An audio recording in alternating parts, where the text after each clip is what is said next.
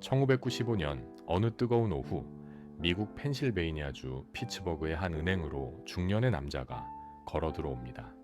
그의 이름은 메가더 휠러. 그는 복면도 쓰지 않았고 얼굴을 가리려는 최소한의 노력조차 하지 않은 채 카메라를 향해 당당하게 미소까지 지어 보였습니다. 대낮에 벌어진 이 대담한 범죄의 무기는 권총이 아니라 그의 얼굴 전체에 끈적하게 발라진 레몬즙이었습니다. 휠러는 초등학생들이 장난으로 쓰는 비밀 편지의 원리를 굳게 믿고 있었습니다. 레몬즙이 투명 잉크 역할을 하듯 자신의 얼굴에 바르면 폐쇄회로 카메라에도 모습이 찍히지 않을 거라 확신한 것이죠. 체포되는 순간에도 그는 붉게 충혈된 눈으로 경찰을 바라보며 진심으로 경악했습니다. 하지만 분명히 레몬즙을 발랐는데 이 황당한 일화는 한 범죄자의 지능 부족을 보여주는 우스갯소리가 아닙니다. 심리학자 데이비드 더닝과 저스틴 크루거는 이 사건에서 지독한 인간의 본질을 읽어냈습니다. 1999년 그들이 발표한 논문 능력 없음과 자기 객관화의 부재는 전 세계 지성계를 흔들어 놓았죠. 연구팀은 콘넬 대학교 학생들을 대상으로 논리적 추론, 문법, 유머 감각 등을 테스트한 뒤 자신의 성적을 예측해보라고 했습니다. 결과는 충격적이었습니다. 하위 25%에 속하는 학생들은 자신의 점수가 실제보다 훨씬 높은 상위 30% 안에 들 것이라고 확신하고 있었습니다. 반면 실제 성적이 상위 25%인 우수자들은 자신의 점수를 오히려 실제보다 낮게 평가했죠. 이것이 바로 우리가 더닝크루거 효과라고 부르는 인지적 함정의 시작입니다. 여기서 우리가 주목해야 할 지점은 단순한 오판이 아니라 그 뒤에 숨겨진 뇌의 메커니즘입니다. 심리학자들은 이를 이중의 부담이라고 부릅니다. 특정 분야에서 능력이 부족한 사람은 그 능력이 없기 때문에 발생하는 실수를 저지를 뿐만 아니라 자신이 실수를 저지르고 있다는 사실조차 깨닫지 못하는 인지적 결함을 동시에 겪게 된다는 뜻이죠. 즉, 내가 무엇을 모르는지 알기 위해서는 역설적으로 그 분야에 대한 최소한의 지능이 필요합니다. 지식이 전혀 없는 상태에서는 자신의 무지를 측정할 자조차 갖지 못한 셈입니다. 비유하자면 거울이 없는 방에 갇힌 사람이 자신의 얼굴에 묻은 검은 댕기를 결코 인지할 수 없는 것과 같습니다. 그들은 자신이 깨끗하다고 믿는 게 아니라 더러움이라는 개념 자체가 존재하지 않는 세상을 살고 있는 것이죠. 더닝크루거 효과는 지능의 높고 낮음의 문제가 아닙니다. 그것은 메타인지, 즉 자신의 생각을 객관적으로 바라보는 관찰 카메라가 꺼져버린 상태를 의미합니다. 정보가 아주 얕을 때 우리의 뇌는 그 빈틈을 논리가 아닌 근거 없는 확신으로 메우려는 습성이 있습니다. 그래야만 생존에 필요한 일관성을 유지할 수 있기 때문입니다. 우리는 이 현상을 보며 휠러를 비웃지만 사실 우리 모두는 각자의 영역에서 얼굴에 레몬즙을 바른 채 살아갑니다. 어떤 이는 주식시장의 차트 몇 개를 보고 경제의 흐름을 다 읽었다고 믿으며 전 재산을 던지고 어떤 이는 책 한 권의 논리를 바탕으로 타인의 삶을 비난하기도 하죠. 특히 인생의 절반을 지나오며 나름의 경험을 쌓은 우리들에게 이 확신이라는 질병은 더욱 치명적으로 다가옵니다. 우리가 쌓아 올린 경력과 자부심이 때로는 내 무지를 가리는 가장 두꺼운 레몬즙이 되기도 하니까요. 경험은 때로 눈을 가리는 가장 두꺼운 안대가 되곤 합니다. 우리가 10년, 20년이라는 시간을 한 분야에 쏟아부었다고 말할 때 그것이 정말 깊어진 통찰인지 아니면 단지 1년치 지식을 20번 반복하며 굳어진 고집인지 우리는 가끔 냉정하게 물어야 하죠. 사회적 지위가 올라가고 경력이 쌓일수록 아이러니하게도 우리 뇌의 자기 객관화 카메라, 즉 메타인지는 서서히 수면 모드로 들어가는 경향이 있습니다.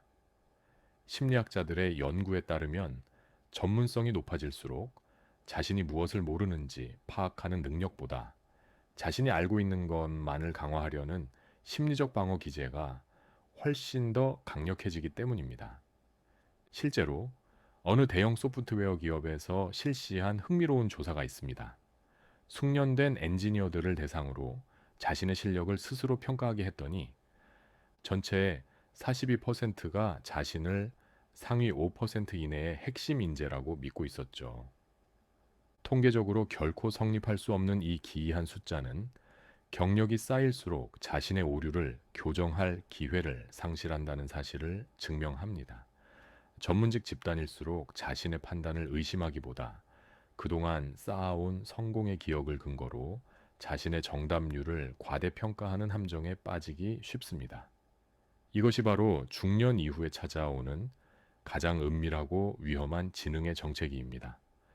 직장 내 회의실의 공기를 떠올려 보세요. 나지막하게 돌아가는 에어컨 소리 사이로 한 중년의 리더가 확신에 찬 목소리로 의견을 냅니다. 그는 자신의 20년 전 성공담을 현대의 복잡한 시장 구조에 끼워 맞추며 부하 직원들의 침묵을 동의로 오해하곤 하죠. 그 리더의 뇌 안에서는 지금 확증 편향이라는 필터가 바쁘게 작동하고 있습니다. 자신의 믿음과 일치하는 정보는 도파민을 내뿜으며 수용하고 자신의 논리를 반박하는 데이터는 노이즈로 취급해버리는 메커니즘이죠.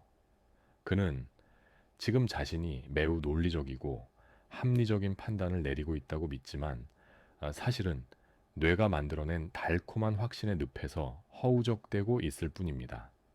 우리가 나이를 먹으며 가장 조심해야 할 것은 무지가 아니라 바로 안다는 착각입니다. 심리학에서는 이를 인지적 종결 욕구라고도 부르죠. 모호한 상태를 견디지 못하고 빠르게 결론을 내려는 이 욕구는 경력이 많은 리더들에게서 특히 두드러지게 나타납니다. 자신이 가진 낡은 지도를 버리고 새로운 지형을 탐색하기보다는 익숙한 길로 사람들을 몰고 가는 것이 훨씬 더 편안하고 효율적이라고 믿기 때문입니다. 나이와 직급이 올라갈수록 주변에는 그건 아닙니다. 라고 말해줄 사람이 사라집니다. 비판이 사라진 자리에 확신만이 무성하게 자라나고 그 확신은 다시 메타인지에 눈을 멀게 만드는 악순환이 반복되죠. 결국 한 사람의 지능을 결정짓는 것은 얼마나 많은 지식을 가졌느냐가 아니라 자신의 경험이 틀렸을 가능성을 얼마나 열어두느냐에 달려 있습니다. 내가 알고 있는 세계가 어쩌면 아주 작은 유리병 속의 풍경일지도 모른다는 의심, 그 의심이야말로 낡은 지혜를 진짜 통찰로 바꾸는 유일한 열쇠입니다. 이제 당신의 가슴 한구석에서 작은 균열이 느껴지시나요? 내가 수십 년간 쌓아온 이 단단한 성벽이 사실은 외부의 정보로부터 나를 격리하는 감옥이었다는 사실을 인정하는 건 참으로 비참한 일입니다. 하지만 그 성벽이 무너져야만 비로소 당신의 시야에 광활할 한 무지의 대지가 들어오기 시작합니다. 그곳은 춥고 어둡고 막막한 절망의 계곡처럼 보이겠지만 그 비참함이 당신을 진짜 전문가로 안내할 유일한 입구이기도 합니다. 당신은 과연 자신의 성공을 부정하고 그 어두운 계곡으로 내려갈 준비가 되셨습니까? 당신이 믿어온 모든 것이 신기루처럼 사라지는 그 서늘하고도 거룩한 추락의 현장으로 우리는 이제 막 첫 발을 내디디려 합니다. 높고 화려했던 정상에서 떨어져 내려온 당신을 기다리는 건 축축하고 어두운 절망의 계곡입니다.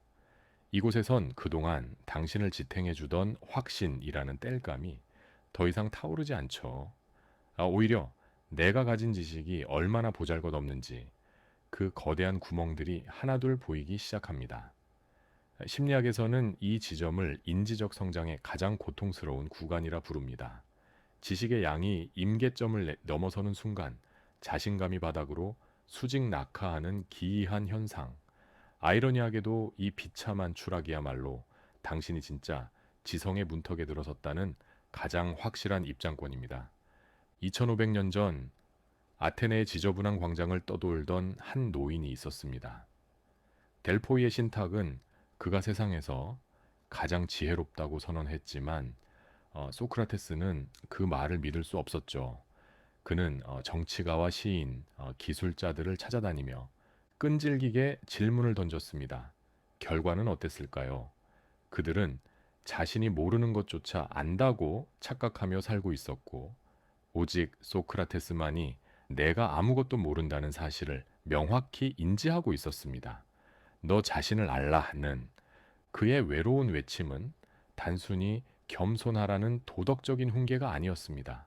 무지를 자각하는 고통만이 인간을 망상에서 구해낼 수 있는 유일한 생존 도구라는 철학적 선언이었죠.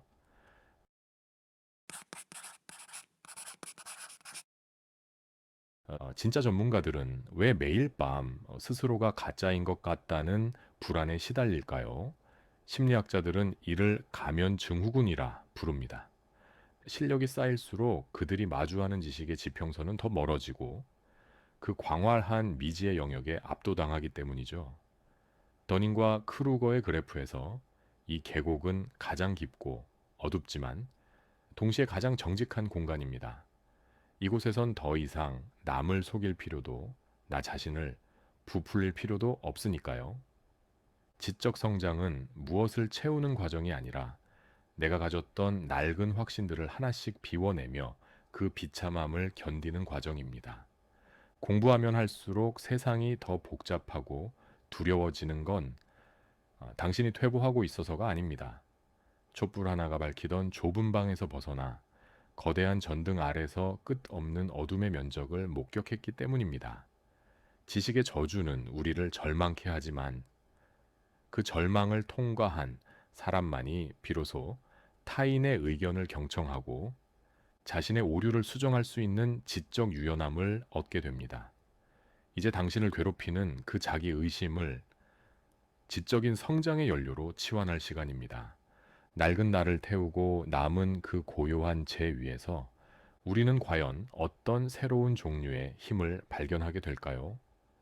누구도 흔들 수 없는 단단한 지성의 고지로 향하는 마지막 오르막길, 그 길 위에서 우리를 기다리는 건 더 이상 소란스러운 확신이 아닙니다.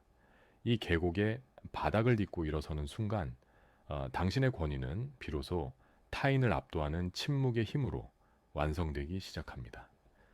그 축축하고 어두운 계곡의 밑바닥을 딛고 당신의 발걸음은 다시 위를 향하기 시작합니다. 하지만 이 오르막은 아까의 그 가파른 우매함의 꼭대기와는 공기부터가 다릅니다. 헐떡이며 정상을 정복하려 애쓰던 조급함은 사라지고 대신 한 걸음 한 걸음이 어디에 닿는지 명확히 인지하는 지적 통제권이 당신의 손에 쥐어지죠. 심리학자들은 이 지점을 깨달음의 오르막이라 부르며 여기서부터 비로소 실력과 자신감이 조화를 이루는 지속 가능한 고원으로의 항해가 시작된다고 설명합니다.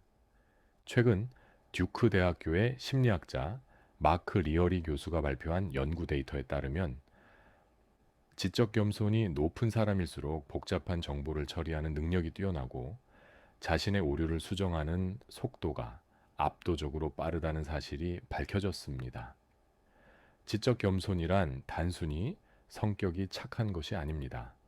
자신의 지식이 가진 유효기간과 한계를 데이터로 이해하는 아주 차갑고도 정교한 지능의 한 형태죠. 나는 모른다는 선언은 무능함의 자백이 아니라 불필요한 고집을 차단하고 진짜 정보를 수집하겠다는 리더의 가장 효율적인 선언입니다. 어느 조용한 연구소의 노교수를 떠올려 보십시오.